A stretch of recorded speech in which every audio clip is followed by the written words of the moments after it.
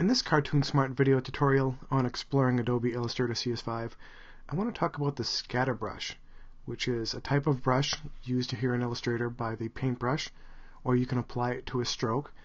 And you're going to find that in your brushes panel, which could be up here in your control panel. If you have that enabled through this little menu here, if you have your brush selected, then your control panel should show you a brush option palette right there. If you don't have your control panel showing, just go to Window and just make sure that that's on right there.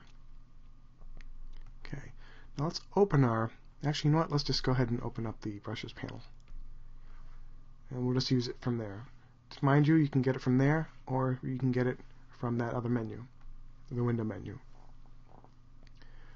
Now, by default, you may not see an option for scatter brushes. For instance, here, right at the top, in this case we have basic, and then we have a calligraphic brush, and I don't know if this is kind of going off the screen here, so I'm going to move this. Alright, up here we have a basic brush, which isn't listed in here. All this really does is just change any of these fancy strokes back to a basic line, and this basic line is just what the pencil, the pen, or any of these shape tools are going to make for you. So if you'll notice here, Show Scatter Brushes is grayed out for some reason, and I'm not sure why that is. It could be something that I did in the past that caused that, or it could be default. I'm really not sure. So that's no problem really. I could actually go to my brush library, and that's kind of going off the screen again, so let me move over a little bit more. So I'm going to go to Open Brush Library, and I'm going to go to Artistic. Actually, no, not Artistic. I'm going to go to Decorative, and it's going off again. Let me try this one more time. Bear with me. Open Brush Library, Decorative, and go to Decorative Scatter. If you're not seeing a scatter brush option in there, just go and open that library, click on that, and now we have a brush library of a bunch of fancy little art in here. And this is just a library, it's not actually the palette. Anything you click on in here is going to show up right here in your panel. So let's just take something basic. Let's just go with that first star right there, and click on that. And now if you click on the little menu here, you'll show that Show Scatter Brushes is now activated. We can leave that open, and we'll just kind of maybe move that over there. Now the scatter brush, as with any brush, you can apply that directly with it selected as it is.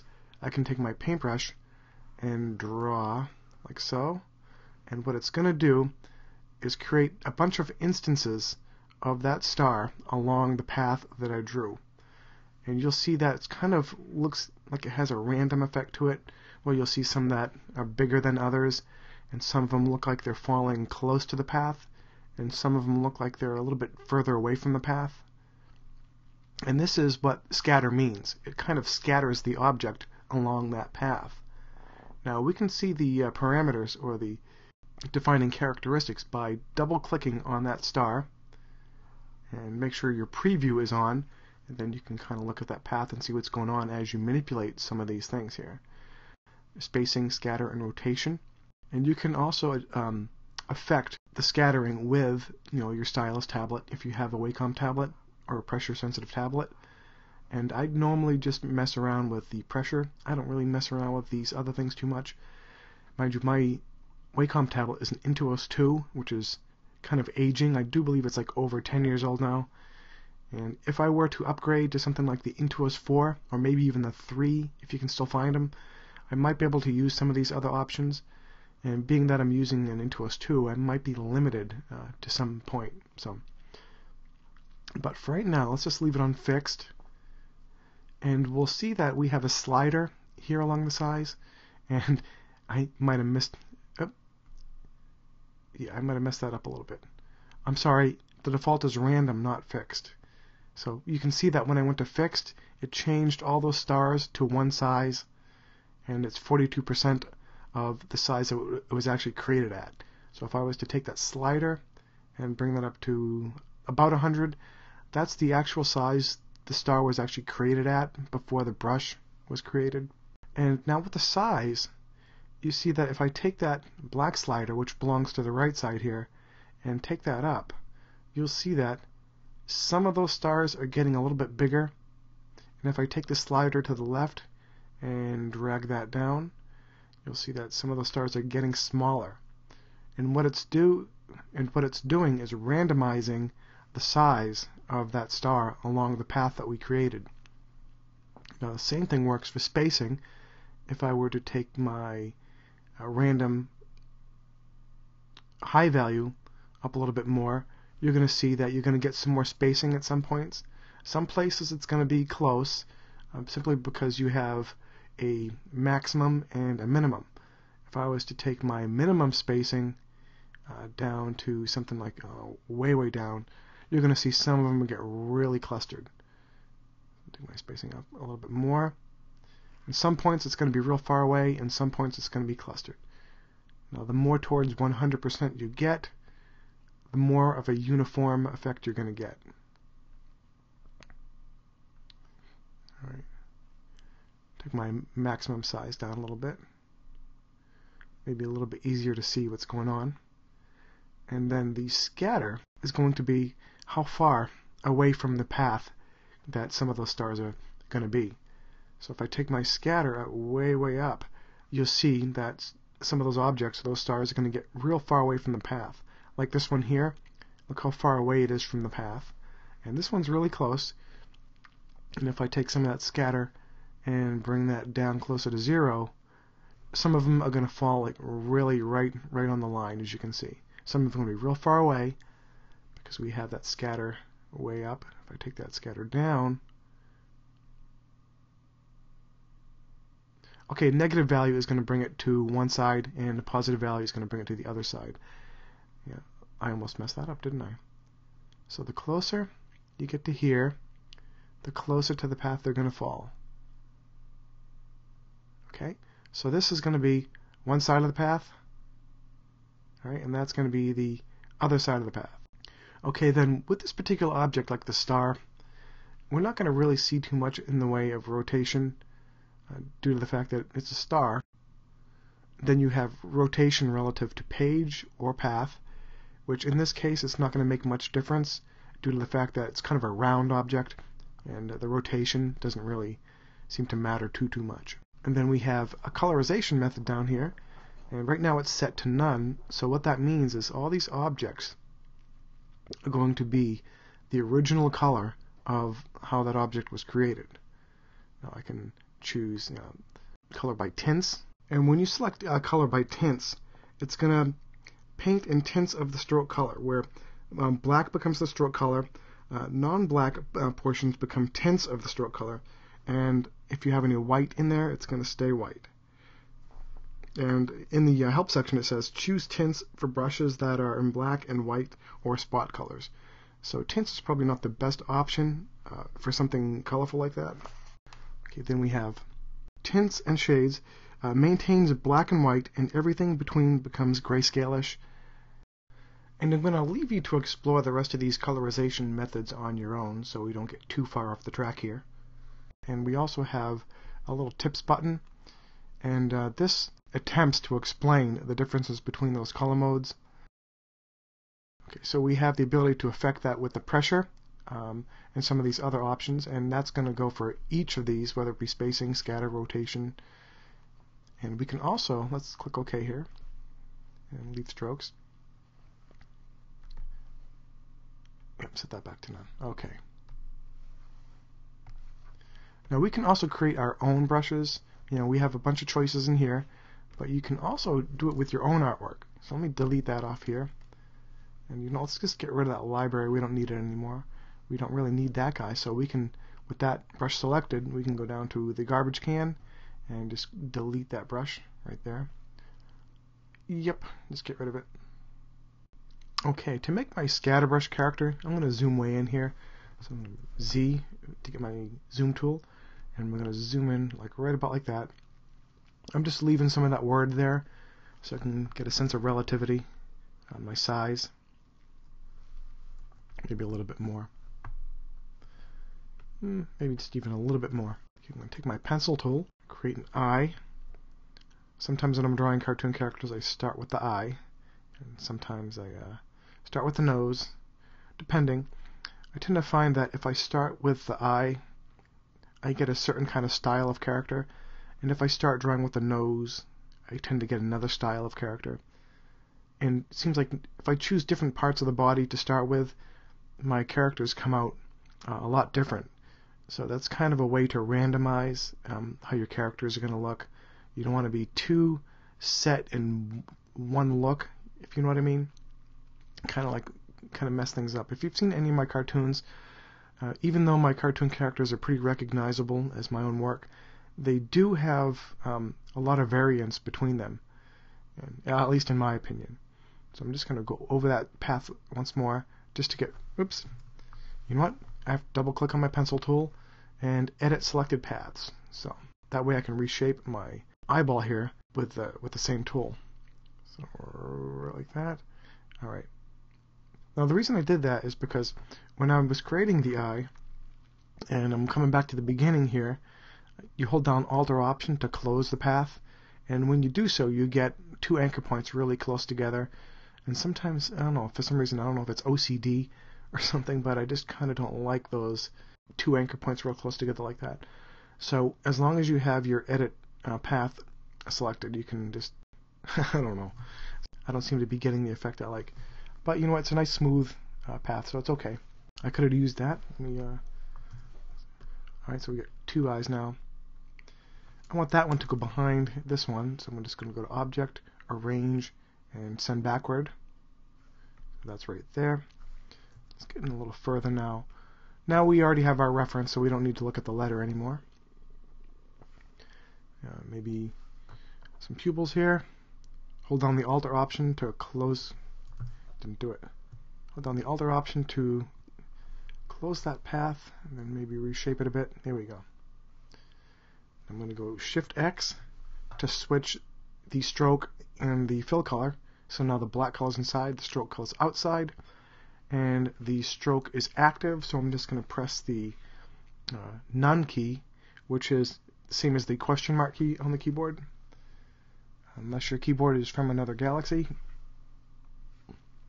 I'm going to take that right over there and shrink that down just a bit, holding down Shift to maintain proportion. Maybe like it's going to be kind of looking at us, so it kind of looks right. Kind of looks like he's looking at us right about like that. And let's not get too silly detailed here. It's just going to be a scatter brush. Maybe I can zoom out just a little bit now. And take my pencil tool, N on the keyboard. And he's going to be some sort of bug, so maybe something a little quicker. Hold down my Alt or Option. That's kind of a, yeah, that might be good. Kind of looks like a bean or something, but sorry, maybe I'll just reshape that a bit like that. Now I'm going to go to I on the keyboard for the eyedropper and just kind of pick up the attributes of that eye. I'm going to hold down my Command, Shift, and left bracket next to the P, and on the Windows keyboard that should be Shift, Control, left bracket. I hope I'm right. I might be wrong. If you go to your object, arrange, just go send to back or backward. Just use whatever you see there on your keyboard. Oops. I accidentally selected the background, so I didn't want to do that. Okay, now for this bug, let's make him a buggy color. And I tend to like these sort of browns. It's kind of a grayish brown right in there. I tend to like to use these for the bugs. Maybe that. That's good. V on the keyboard to get my regular selection tool. And once again, I'm going to make this bug kind of smile a bit. Click on my fill, get rid of that. Maybe just give him a smile.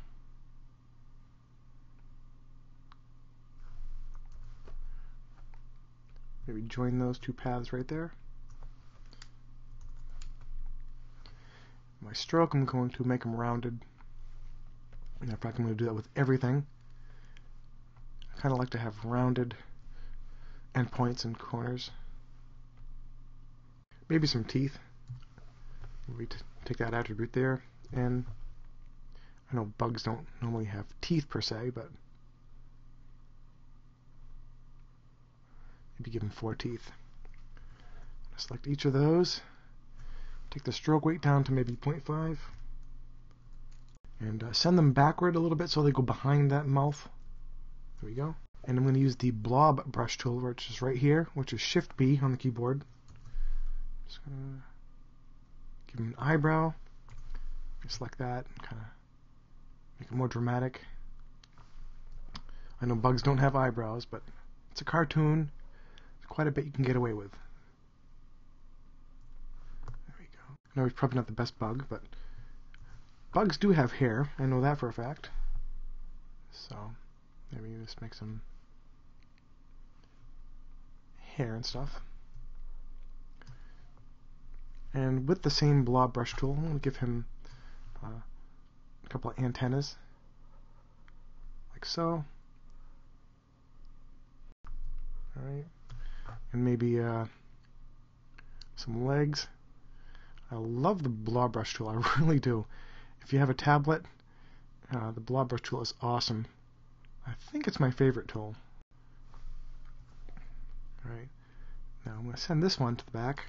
So I'm going to hold down Command or Control, Shift and left bracket, and that would be whatever that would be there on your menu. Kind of strange looking guy. Maybe if I take the leg and bring it more over there. So it looks like he's not going to fall over when he walks around.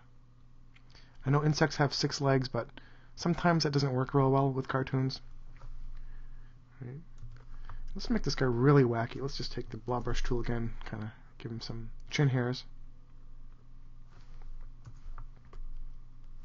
He's going to need arms. Back to Shift B for the blob brush tool. Good enough. Maybe we'll just use that one on the other side as well. We'll just hold down the Option or Alt and drag that over. Just kind of change that up. Like that. Send it to the back. And I'm just going to save my document just in case something wacky happens. And now he's going to need a wing, or 2 wings. So I'm going to take my pencil tool for this. It was default on the keyboard. Get my pencil tool and just kind of maybe drag out.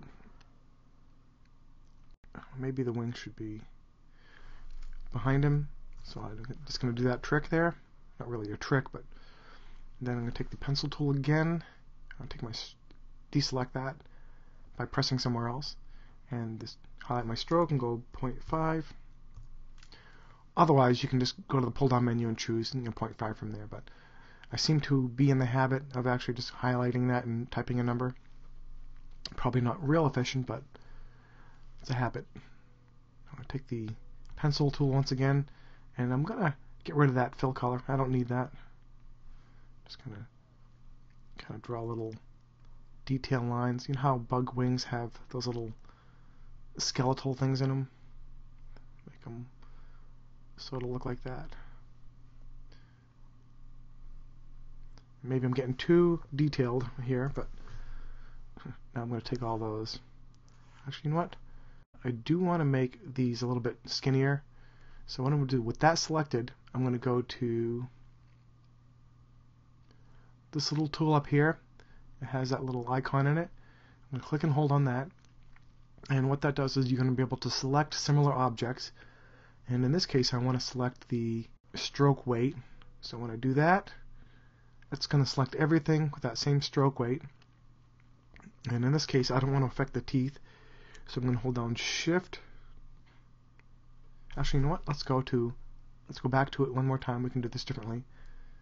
We will select that one thing there and go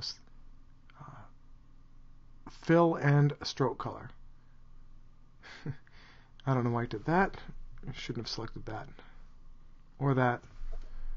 Now with those selected, what does it get? Something else too? You can see how this bounding box is going way down there. It's grabbing something else. Ah, that thing right there. What happened was I did not lock that layer. So I'll lock that layer and zoom back in here. Yeah, it was grabbing this Windows Mac thing. That was unlocked, so that's why that was happening. Alright, Now I'm just going to go with those selected, go down to 0.2 and return. Zoom way in. Alright. Now with those still selected, I'm going to select the other part of the wing. And you know, maybe the other part of the wing should have a different stroke weight as well. Maybe that should be 0.5. Alright, now select it all. When you're drawing, this goes with the territory. You're just going to make a lot of changes as you go. Thank God, with digital art, nothing is set in stone, right? Or set in paper or canvas. So with that, I'm going to go to Object, Group, or do that on your keyboard. Now you can see you came in front. When you group objects, they tend to come to the front sometimes. So Object, Arrange, Send to Back. And I want to change his opacity. So I'm going to drag my little panel out a little bit so I can see more stuff. And take my opacity down. When you click on the edge here, you get the little slider. Alright. Because insect wings tend to be translucent. You can see through them. Yeah, I kind of like that. Go way out. Take that wing, hold down Alt or Option to just kind of drag a copy of it.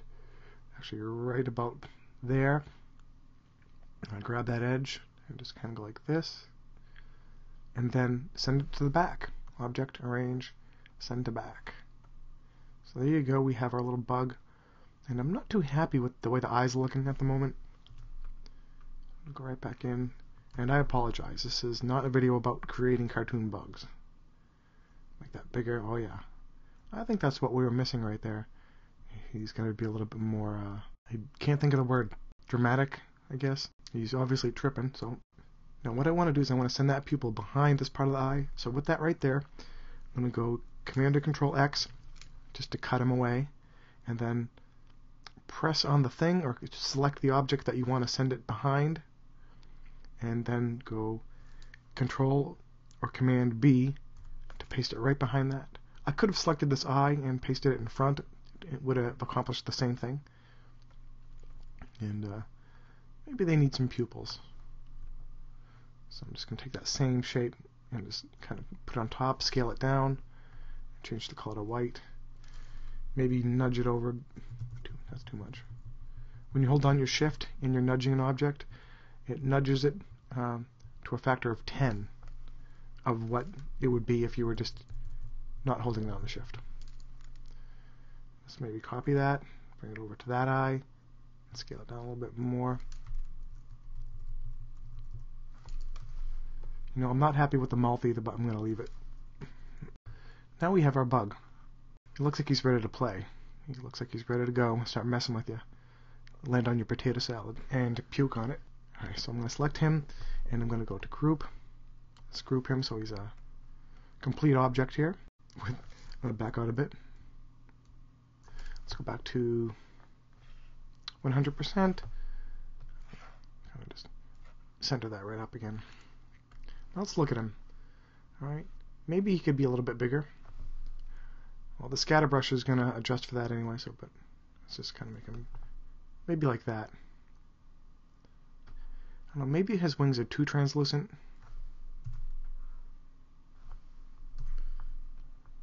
Double click to get inside of that grouped object. Select the wings, which are also grouped on their own. Maybe take the opacity up a bit. I just highlighted that number and I'm pressing up on the keyboard and until I get maybe something like that. You can still see through it a little bit. 38's good. Enter and double click away from the bug. Okay, that's probably a little bit better for, yep, a whole lot better actually. Alright, now let's take that bug, highlight him, or just select him by clicking on him, and go to the New Brush button right at the bottom here, which looks like a little folded piece of paper. And of course we want to select Scatter Brush. And when you do so and click OK, you're going to get a bunch of options here. And right off the bat, I want to make my rotation relative to the path, not the page. Colorization method, none. And I want to vary my size. I'm going to take that to random. You know, earlier I said that the default was random. First I said fixed, and then I changed my mind to random. Well, I think when you create a new brush, as we can see here, the default is fixed. But what we had done was we were looking at the options of a brush that already existed. It's going to be whatever the brush was saved as when it was created. I'm going to make everything random. Now, we don't want the rotation to be too much because we don't want a bunch of upside down bugs. So we're going to just maybe make it just a little bit different. Maybe 10 degrees. We'll see how it works. We can always change it after. Our scatter, remember that's how far away from the stroke the object is going to be when you make it. So you don't want to lose total control, so maybe we'll start with something. Oh, that goes this way. Actually, you know, I really don't think it matters which way you slide these. You're going to get the same effect whether the white one's on the side or the black one's on that side. It's just that the black one is going to affect that one, and the white one's going to affect this value here. Spacing. Now, if we leave it at 100%, it's going to be uniform across the whole path. So let's just maybe go a little bit here. Size. Now, that's one of the things that really makes it stand out, I think, is the size. So I want to maybe make the difference down from 80 something, maybe to 200. Like I said, it doesn't really matter which side these are on, but this is going to be a positive value. That's going to be a negative value, or in this case, in percentages, it's going to be a lower percentage. Lower than 100 or higher than 100 here. Let's give this guy a name. I think my silliness is starting to come on. My imagination is really starting to kick in. If it had kicked in before I created this bug, I would have been a whole lot happier with him, I think. But let's name him Jeffrey the Pimp. Jeffrey... I don't know how to spell Jeffrey. Jeffrey. It's definitely not that. Jeffrey? Is that how you spell Jeffrey? Doesn't matter. He's just a bug. He's not going to care how we spell his name. Jeffrey the Pimp. Why a pimp? I have no idea.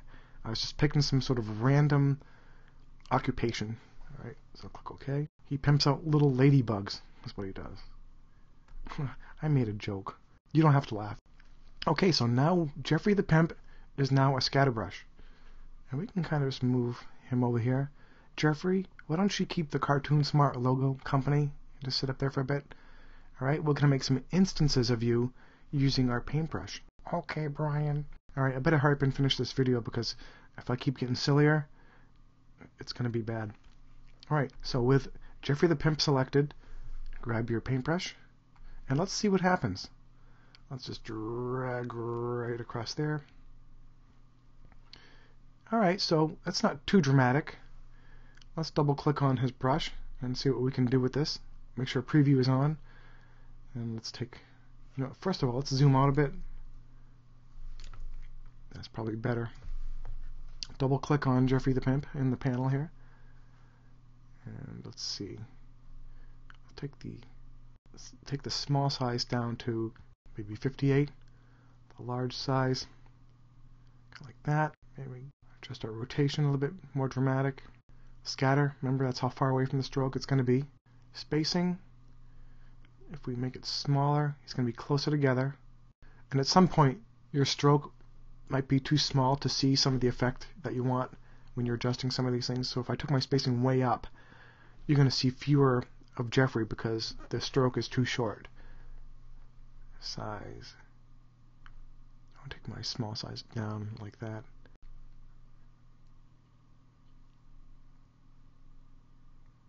Okay, oops.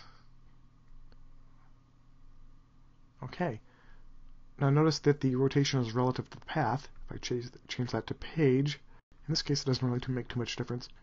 It's going to make a lot of difference if I have a really curvy path, like circles or squares, because you can apply this to shapes. You can apply that to a rectangle, a circle, or even a spiral if you wanted to. So relative to page is pretty much, I think, just going to be horizontal. So click OK.